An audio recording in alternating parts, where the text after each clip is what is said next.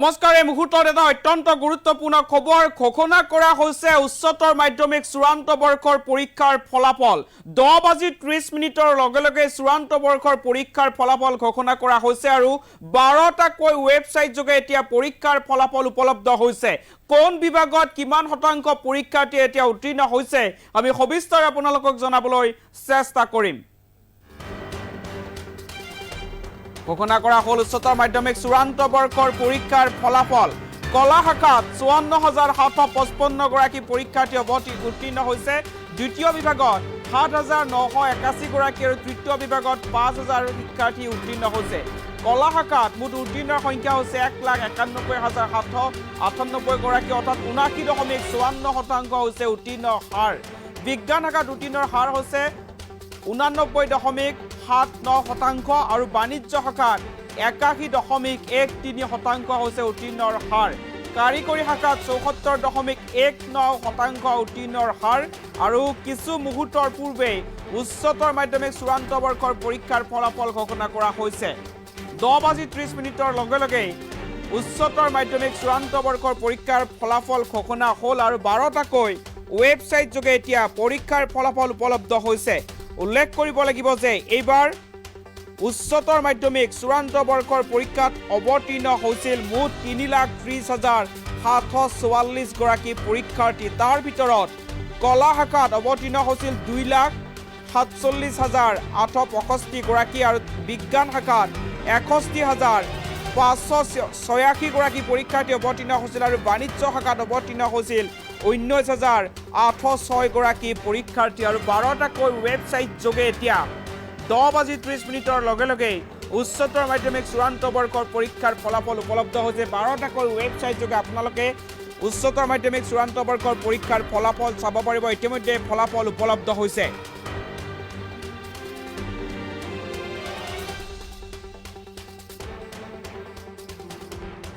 Migration certificate alloy যাব as soon as apply करिब within half an hour तेउ निजर ताते डाउनलोड करिब पारिब माइग्रेशन यात आहार प्रयोजन নাই এইখিনি হল আমার পাস পার্সেন্টেজ আর হেৰিটো পিডিএফ আপোনালোকক শেয়াৰ কৰা হৈছে আপোনালোকে গম পাইছে যেটো আপোনালোকে ইয়াত আহিছে আমি আমাৰ ছাত্ৰ ছাত্ৰী সকলে प्रत्येक बছৰে কিছুমান অসুবিধাৰ সৃষ্টি হৈছিল তেখেতৰ কিছুমান অসুবিধা আছিল সেইখিনি আমি যোৱা বছৰ 11 ক্লাছ আৰম্ভ কৰি দিছিল গোটেইখিনি অসুবিধা আতৰে এই বছৰ তেওঁলোকে সকলোৱে 12ত যাব আৰু তাৰ পিছত 2027 চনত তেওঁলোকৰ ৰিজাল্ট ওলাব তেতিয়া আমি কিছুমান সিম্পলিফিকেশন কৰিছিল সেই সিম্পলিফিকেশন কেটা আপোনালোকক কৈছো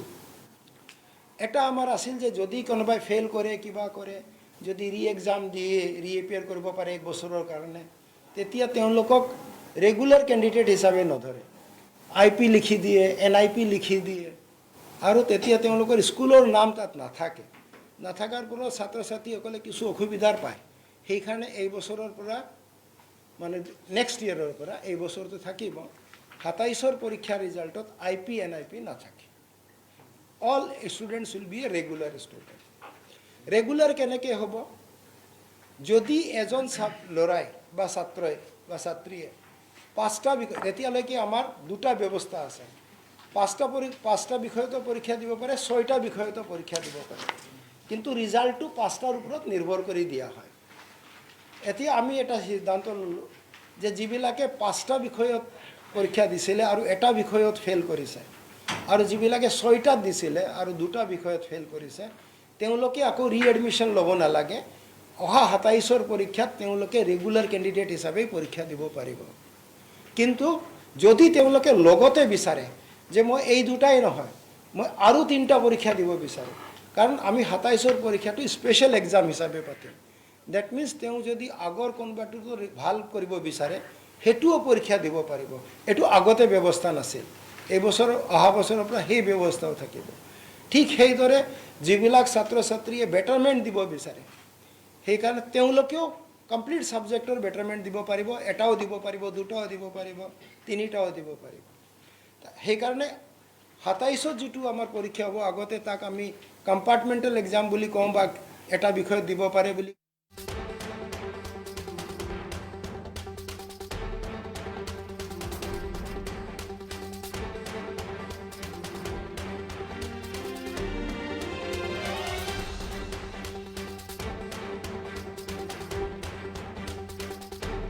বেটাৰমেণ্ট তেওঁলোকেও দিব পাৰিব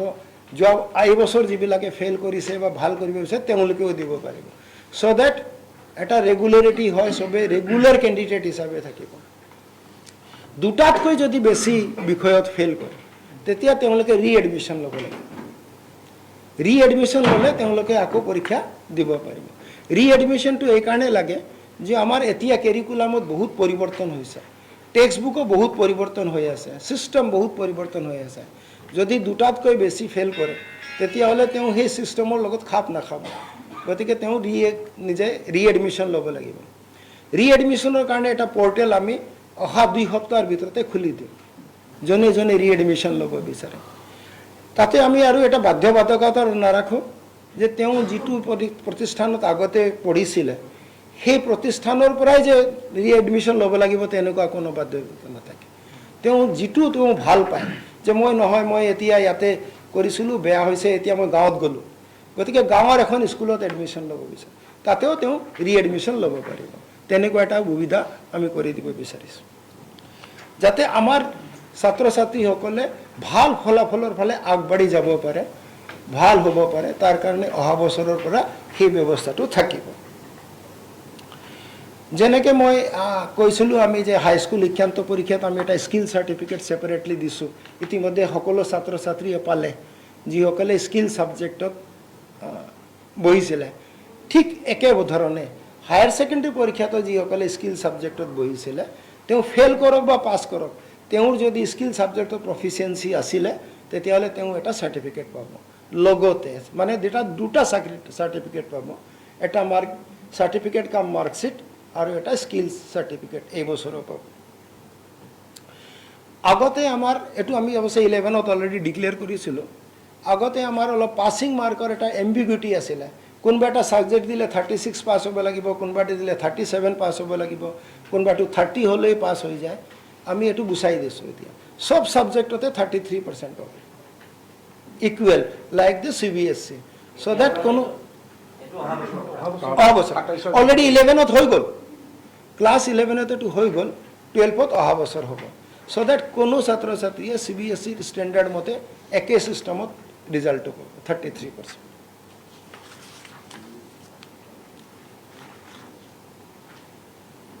আগতে আমাৰ কিবা 5টাও দিব পাৰিছিলে 6টাও দিব পাৰিছিলে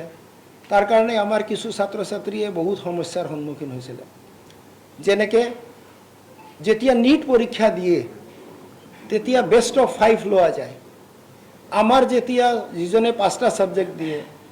তেওঁ MIL আৰু ইংলিছ দিয়ে কিন্তু নীটত MIL আৰু English taken as a 1 subject গতিকে তেওঁ মাত্ৰ 4টা ছাবজেক্ট হৈ যায় আৰু 4টা ছাবজেক্ট হ'লে তেওঁ পাৰ্চেণ্টেজ অফ মাৰ্ক কমি যায় কাৰণ আউট অফ 5 ধৰে গতিকে বহুতে আমাৰ নীটৰ পৰীক্ষাৰ পৰা বঞ্চিত হৈছে সেইটো আঁতৰাৰ কাৰণে এতিয়াৰ পৰা 6টা ছাবজেক্ট দিয়াটো কম্পালচৰি কৰা হৈছিলে 11তে হৈ গ'ল এবাৰ 12ত সেইটো কম্পালচৰি থাকিব 6টা ছাবজেক্ট থাকিব চেঞ্জ অফ মাৰ্কছৰ ক্ষেত্ৰতো আমাৰ পৰ্টেল খুলি যাব ৰিএডমিশ্যনৰ পৰ্টেলো খুলি যাব গোটেইটা পৰ্টেল আমি অহা 2-3 দিনৰ ভিতৰত ৰি এক্সামৰ খুলি যাব আৰু যেটো ৰিএডমিশ্যন আছে এটো আমি 1 সপ্তাহ পিছত 2 সপ্তাহ পিছত খুলিম কাৰণ এতিয়া আমাৰ জেনাৰেল এডমিশ্যনৰ প্ৰসেস চলি আছে গতিকে সেকেন্ড ৰিএডমিশ্যন ইন ক্লাছ 12 এটো আমি 2 সপ্তাহ পিছত খুলি আছো তাত এইখিনি দুটা প্ৰভিজন থাকিব যে তেওঁ যদি বিচাৰে সেই ইনষ্টিটিউচনত এডমিশ্যন ল'ব পাৰিব আৰু যদি বিচাৰে ছাত্ৰই যে মই বেলেগ এটা বিদ্যালয়ত ল'ম তেতিয়া তেওঁ বেলেগ এটা বিদ্যালয়ত ল'ব পাৰে তাত কোনো ৰেষ্ট্ৰিকশন নাথাকে আমাৰ গতিকে এইখিনি আমাৰ জেনাৰেল কথা আপোনালোকৰ ফালৰ পৰা কিবা কোৱেশ্চন থাকিলে আমি আনসাৰ দিব পাৰিম এবাৰ প্ৰাইভেট স্কুলৰ ফলাফল চৰকাৰী স্কুলৰ ফলাফল কেনেকুৱা এতিয়া এটো এই পৰীক্ষাটো আজিয়ে ৰিজাল্ট দিয়া হৈছে হায়াৰ সেকেন্ডাৰী আমি এটো কম্পেয়াৰ কৰা নাই হাই স্কুলৰ ক্ষেত্ৰত আমি অলৰেডি আপোনাক দেখুৱালো যে কিমান ছাত্ৰ কিমান চৰকাৰী বিদ্যালয় আৰু কিমান বেচৰকাৰী বিদ্যালয় আৰু আমাৰ AWSBৰ ৱেবছাইটত এটো লিষ্টটো পাবলিশ কৰি দিয়া হৈছে এই সমূহ চৰকাৰী বিদ্যালয়ৰ ফলাফল প্ৰভাৱতে হোৱা নাই এই সমূহৰ কাৰণে আপোনালোকে কিবা বেলেগ ব্যৱস্থা চৰকাৰী বিদ্যালয়ৰ ক্ষেত্ৰত আমি ডাইৰেক্টলি ব্যৱস্থা লোৱাটো অলপ অসুবিধা থাকে আমি ইতিমধ্যে অসম চৰকাৰক আৰু আমাৰ ডাইৰেক্টৰ সেকেন্ডাৰী এডুকেশ্যনক লিষ্টটো শেয়াৰ কৰি দিছো যে এইবিলাক বিদ্যালয়ৰ বেয়া হৈছে আপোনালোকে ব্যৱস্থা লওক আগতেও তেওঁলোকে ব্যৱস্থা লৈছিলে যিবিলাক বেছি বেয়া হৈছিলে এইবিলাকক বেলেগ স্কুলৰ লগত এমালগেমেট কৰি দিছিলে গতিকে এতিয়াও তেওঁলোকে হেৰি ল'ব ইয়াত যেতিয়া এনালাইচিছ কৰি আমি এটা বস্তু চালোঁ যে কণ্টিনিউৱাছলি 3 years কাৰ বেয়া তেতিয়া ওলালে যে 49 স্কুল প্ৰাইভেটৰ বেয়া আৰু মাত্ৰ 9টা স্কুল এনেকুৱা আছে চৰকাৰী য'ত 3 বছৰ কণ্টিনিউৱাছলি বেয়া কিন্তু এই বছৰ 100+ বেয়া চৰকাৰী বিদ্যালয় 0% আছে নেকি এই লিষ্টটো চাই ল'ব 0 আছে 0 to 10 আছে লিষ্টত আছে চব এবাৰ 100 ন এইবাৰ আপোনাৰ চৰকাৰী বিদ্যালয় 0 to 10 মই কৈ আছোঁ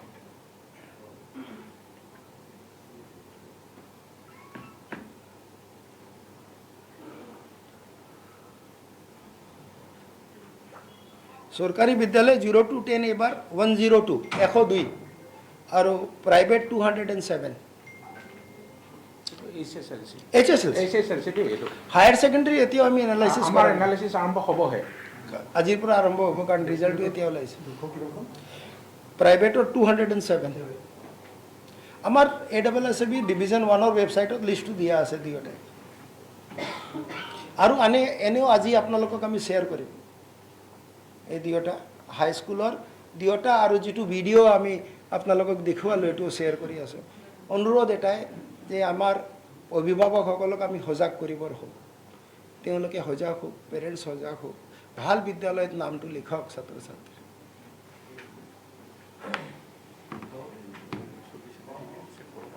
thank you very much vice chairman ছাৰে কিবা এটা ক'ব ছাৰেহে কৈছে দেই মই ক'ম বুলি ভবা নাই নাই ডেফিনেটলি ক'ব আচলতে চেয়াৰমেন ছাৰে গোটেইখিনি ক'লে nothing has been left out to speak মোৰ আপোনালোক সাংবাদিক বন্ধুসকলৰ জৰিয়তে যিসকল আমাৰ ছাত্ৰ ছাত্ৰীয়ে 2024 বৰ্ষৰ চূড়ান্ত পৰীক্ষাত অৱতীৰ্ণ হৈছিল আৰু সফলতা অৰ্জন কৰিছে আপোনালোকৰ মাধ্যমৰ জৰিয়তে আমি SF ডিভিজন 2ৰ পৰা তেওঁলোকক অভিনন্দন জনাইছোঁ লগতে যিসকলে ফলাফল ভাল কৰিব নোৱাৰিলে তেওঁলোককো আমি এটাই অনুৰোধ জনাইছোঁ এটা তেওঁলোকে অনুপ্ৰেৰণা লওক যাতে 2027ত যি পৰীক্ষা হ'ব সেই পৰীক্ষাৰ বাবে তেওঁলোকে সম্পূৰ্ণ প্ৰস্তুতি চলাই ফলাফল ভাল কৰিব পাৰে দ্বিতীয়তে আপোনালোককো ধন্যবাদ জনাইছোঁ এই কাৰণেই যে আমাৰ ফলাফল ঘোষণাত আপোনালোকে আমাক সদায় সহযোগিতা কৰি আছে আৰু RGও সেই সহযোগিতা আগবঢ়াইছে গতিকে আপোনালোক সকলো ধন্যবাদৰ পাত্ৰ ইতিমধ্যে ছাৰে যিটো কথা ক'লে যে গোটেই আমাৰ পৰীক্ষা প্ৰক্ৰিয়াটোৰ লগত বিভিন্ন স্তৰৰ বিভিন্ন ব্যক্তি জড়িত হৈ আছে সেই সকলো ব্যক্তিৰ আমাৰ শিক্ষাগুৰুসকলৰ পৰা আৰম্ভ কৰি যিমানখিনি কথা আগতে কোৱা হ'ল তেওঁলোকে আমাক এই পৰীক্ষা চলোৱা পৰীক্ষা বহি মূল্যায়ন কৰা আৰু ৰিজাল্ট প্ৰচেছিংলৈকে যিসকলে আমাক সহায় সহযোগিতা আগবঢ়ালে আপোনালোকৰ মাধ্যমৰ জৰিয়তে তেওঁলোকক মই ধন্যবাদ জনাইছোঁ আৰু 27ৰ যিটো পৰীক্ষা হ'ব এই পৰীক্ষাটো কিছু নতুন নিয়মৰ জৰিয়তে হ'ব এটা কথাই কৈছোঁ আজি ৰিজাল্টত আপোনালোকে দেখিছে যে 4টা ষ্ট্ৰীমৰ কথা আজি ৰিজাল্টত আছে কিন্তু 2027ত মাত্ৰ 3টা ষ্ট্ৰীম থাকিব science arts and vocational commerce ভকেশ্যনেলটো উইথড্ৰ হ'ব আৰু নতুন হ'ব আৰু নতুন কথাটো হ'ল যে আগতে ছায়েন্সৰ ষ্টুডেণ্ট হ'বৰ কাৰণে সেই ষ্টুডেণ্টজনে ফিজিক্স কেমেষ্ট্ৰি মেথমেটিক্স আৰু বায়'লজি এই 3টা ছাবজেক্ট ল'বলগীয়া হৈছিল আউট অফ ডেট 3টা ছাবজেক্ট তেওঁলোকে অফ কৰিবলগীয়া হৈছিল কিন্তু 27ৰ পৰীক্ষাত যিসকল ছায়েন্সৰ ষ্টুডেণ্ট হ'ব if any student chooses or opts only one science subject physics, chemistry, biology or mathematics, he or she will be considered as science students. এইটো এটা আমাৰ নতুন কথা হ'ব 27ত NEP মতে আমি বাৰবোৰ খুলি দিছোঁ সাবজেক্ট কম্বিনেশ্যন কিছু আছে মাত্ৰ আমাৰ 3টা গ্ৰুপ আছে A B C আমি 3টা গ্ৰুপত আমাৰ যিমানখিনি সাবজেক্ট আছে more than 86 সাবজেক্ট আমি 3টা ভাগত ভাগ কৰিছোঁ এই গ্ৰুপত আমাৰ ইংলিছ আৰু অল্টাৰনেটিভ ইংলিছ থাকিব তাত 11টা লেংগুৱেজ সাবজেক্ট থাকিব B গ্ৰুপটো সায়েন্স কমাৰ্চ আৰ্টছ সব সোমাই থাকিব আনাদাৰ ইম্পৰ্টেণ্ট কথা C গ্ৰুপ য'ত ভকেশ্যনেল ছাবজেক্ট স্কিল ছাবজেক্টবিলাক থাকিব আমাৰ যিখিনি ভকেশ্যনেলৰ ছাবজেক্ট আছিলে যিটো ষ্ট্ৰীমৰ all date subjects have been incorporated in group C গতিকে এইটো এটা নতুন কথা আৰু দ্বিতীয় কথা যিসকল আৰ্টছৰ ষ্টুডেণ্ট হ'ব তেওঁলোকে কিন্তু C গ্ৰুপৰ পৰা এটা ছাবজেক্ট যিটো আমাৰ স্কিল ছাবজেক্ট এটা লোৱাটো আৰ্টছৰ ক্ষেত্ৰত মেণ্ডেটৰী। মানে বিষয়বোৰ তিনিটা গ্ৰুপত আমি 3টা গ্ৰুপত ভাগ কৰি দিছোঁ। ইতিমধ্যে সব নটিফিকেশ্যন আমি জাননী জাৰি কৰিছোঁ। স্কুল কলেজ স্কুলত ফাৰ্ষ্ট ডে পৰীক্ষা ইন দি ছেইম ৱে হৈ গৈছে। গতিকে আমাৰ যিবিলাক শিক্ষানুষ্ঠান আছে তেওঁলোকে এই সম্পৰ্কত অৱগত হৈছে। এই কথাটো অকণমান আপুনি সহজ সৰলকৈ বুজাই কওক যে ছাত্ৰ ছাত্ৰীবিলাকে তিনিটা গ্ৰুপৰ পৰা ছাবজেক্টটো কেনেকৈ লয়? এইটো গোটেই নিৰ্ভৰ কৰিব ছাত্ৰ ছাত্ৰীৰ ওপৰত, কিন্তু কোৰ ছাবজেক্টটো ল'বই লাগিব। কোৰ ছাবজেক্ট অসমীয়া ইংলিছৰ লগতে অসমীয়াৰ লগতে যিবিলাক আমাৰ বিভিন্ন ধৰণৰ মৰুভূমি বড়ো ইত্যাদি আছে সেইখিনি ল'ব পাৰিব। আৰু কোনোবাই যদি MIL নলয় তাৰ জেগাত তেওঁ অল্টাৰনেটিভ ইংলিছ ল'ব পাৰিব। মানে আৰ্টছ ছায়েন্স আৰু কমাৰ্চৰ ক্ষেত্ৰত কোৰ গ্ৰুপত 2টা ছাবজেক্ট মেণ্ডেটৰী। আৰু বি গ্ৰুপত এজন ছাত্ৰই যদি ছায়েন্সত কেমেষ্ট্ৰি লয়, at the same time he or she has right to choose to opt business studies, accountancy ইত্যাদি। তেওঁ যিকোনো ছাবজেক্ট ল'ব পাৰে। এতিয়া আমি আগৰ যিবোৰ বান্ধোন আছিল সেইবিলাক সম্পূৰ্ণৰূপে খুলি দিছোঁ। পুনৰবাৰ কৈছোঁ, আৰ্টছৰ ক্ষেত্ৰত এটাই মেণ্ডেটৰী যে আৰ্টছৰ ষ্টুডেণ্টে চি গ্ৰুপৰ পৰা এটা স্কিল ছাবজেক্ট ল'বই লাগিব। আৰু ছাৰে ইতিমধ্যে ক'লে যে 5% আমাৰ অলপ ভেৰি কৰি আছিল। এতিয়া বিভিন্ন ছাবজেক্ট থিয়ৰী প্ৰেক্টিকেল প্ৰজেক্ট বেলেগ আছিল, কিন্তু অহা বছৰৰ পৰা 33% অল ছাবজেক্টত অল ষ্টুডেণ্টছে পাবই লাগিব। 30%ত পাছ কৰাটো আৰু এতিয়া নহয়, ইতিমধ্যে 11ত সেইটো আমি ইমপ্লিমেণ্ট কৰিছোঁ। এনেকুৱাকৈ যদি প্ৰয়োজন হয় আপোনালোকৰ আমাৰ যিখিনি নটিফিকেশ্যন আছে আপোনালোকক আমি যোগাৰ ধৰি দিম। ল'বই লাগিব। মেণ্ডেটৰী নহয় আৰ্টছৰ কাৰণে। আৰু এটা আমি চাইছোঁ যে স্কিল ছাবজেক্টটো জানিলে আমাৰ ষ্টুডেণ্টছবিলাকে দে কেন লাৰ্ণ এণ্ড আৰ্ণ টুগেডাৰ। যিবোৰ পশ্চিমৰ দেশবিলাকত হৈছে, উন্নত দেশবিলাকত হৈ আছে, আমিও যাতে সেই ক্ষেত্ৰত অকণমান আগবাঢ়িব পাৰোঁ সেইকাৰণে new initiative has been taken, এইটো লোৱা হৈছে। আৰু 6টা ছাবজেক্ট কিন্তু মেণ্ডেটৰী, এইটো আপোনালোকক কৈছে ইতিমধ্যে। আগতে আমাৰ 6টা ছাবজেক্ট ল'লে 5টাত এপিয়াৰ হ'লেও হয়, কিন্তু এইবাৰ 6টা ছাবজেক্টটো ল'ব লাগিব আৰু 6টাতে they will have to appear.